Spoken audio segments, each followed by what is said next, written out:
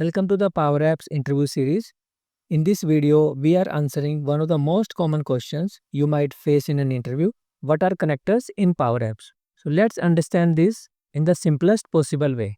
First, meet this person. She speaks English. Now here is another person. He speaks French. So naturally they can't understand each other unless there is someone in the middle. So here comes the translator. So that helps them to communicate. Similarly, here is your Power Apps, which is ready to go. And over here is the SharePoint. So where your data is stored. So but on their own, they can't talk to each other. So now watch what happens when we add a connector in between. So it acts like a bridge, which enables smooth communication between Power Apps and SharePoint. So in brief, we can say Microsoft Power App connectors are components of the Microsoft Power Platform, so which provides seamless integration between Microsoft Power Apps and various external services and data sources. So data sources may be SharePoint or it may be SQL Server. So let's understand the role of connectors in Power Apps. The first one is connecting to data. So if your data is stored into the SharePoint or Excel or SQL database, so this connectors helps you to fetch and update the data from other data sources. For example, you may have an Excel sheet which is present in the OneDrive and you can show that data directly into your app. Second role is adding more features. So connector can also be used to extend the functionality. For example, if you want to send an email, so you can directly use the Outlook connector. The third is automating things. So connector can also work with Power Automate to trigger actions automatically. For example, if someone submits a form in an app and you want Power Automate should automatically send a message either in team or send an email, then you can use the Power Automate connector and Power Automate will does that job. So that action you don't need to provide it into the Power App. So Power Automate will take care of that. So you can do the automations with the help of connectors. Next is a customize to fit your need. So though Microsoft has created more than 1000 connectors, but you can create your own connector if that is your requirement. The next is keeping things secure. So connectors make sure that when data moves between Power Apps and other systems, so that it becomes safe and secure and it follows the GDPR rule. So next we have the type of connectors. So broadly we have three types of connectors. The first is a standard connectors, so which is like SharePoint, Outlook and Microsoft Teams. Second type of connector is premium connectors, so which is for example SQL Server, Dataverse or my Salesforce. And the third connector is the custom connectors. So these connectors are built for unique requirements as per your project. So if you see the premium connector, they require the additional licensing. So Microsoft treat custom connector as a premium license unless you are building for personal testing or for educational demo. The next is a very important question in interview: how to build custom connectors in Power Apps. So I have a dedicated YouTube video on that where I have demonstrated to build custom connectors from scratch. I will provide you a link for that video in the description. So please also go through that. So there are 1000 plus number of connectors are present. So if you see this article, so this is of 2023. So where Microsoft platform celebrates 1000 certified connectors. So now if you can see there are more than thousands plus connectors which are available for use. So next is how to use the connector. So I have two links over here. The first one displays all the connectors which are available for use. So all those connectors can be used either from Power Apps, Power Automate or Logic Apps. So let's see how to use the connectors.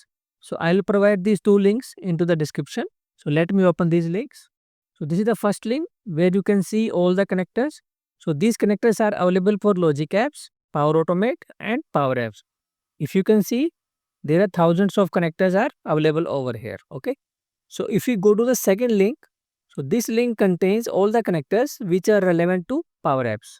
Here are all the connectors which are available for Power Apps. Okay. So now you got a requirement that you have used the connector in your project.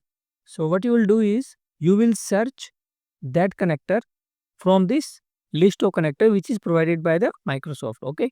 So suppose you want to use Outlook connector. So I'll search for Outlook. So here it is, Microsoft 365 Outlook. So I'll open this link. So this article will tell you how to use Microsoft Office 365 Outlook in your Power Apps. So it contains all the information. So what is deprecated, what is available, what are the known issues and limitations for this connector. Okay.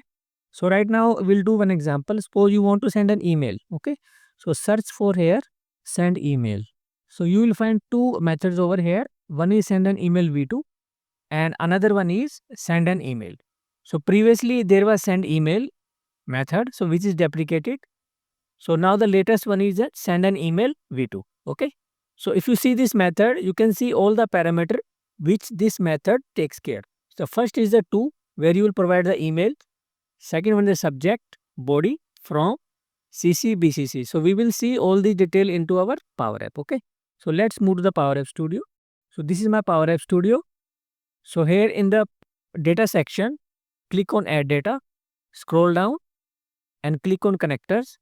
So here you can see all the available connectors. Okay. So that connector is, if it is not visible to you, just search it. So you can see this icon. So this stands for the premium connectors. For example, if you see the SQL Server, which we have talked earlier, is a premium connector. So you can see this icon, and SharePoint is a standard connector that you can directly use. Okay. So now let's use the Outlook connector. Office Outlook 365. So I have already connected. In case it's not visible to you, you can create on add a connection. Okay. So let me click over here. So Outlook is connected. Okay. So let's use this send email function over here.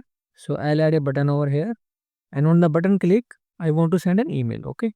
So here I will use Office 365 Outlook dot send email v2. So this function we have already seen.